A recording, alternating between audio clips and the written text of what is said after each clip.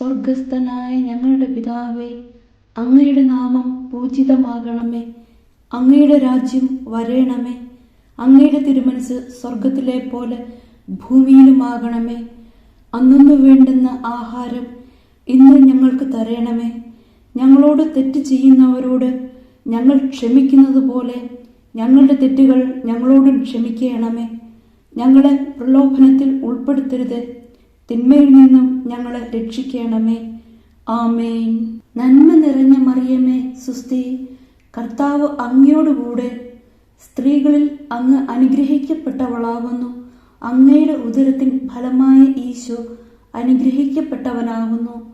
പരിശുദ്ധ മറിയമേ, തമ്പുരാന്റെ അമ്മേ, പാപികളായ ഞങ്ങൾക്ക് വേണ്ടി ഇപ്പോഴും ഞങ്ങളുടെ മരണസമയത്തും തമ്പുരാനോട് അപേക്ഷിക്കണമേ. ആമേൻ.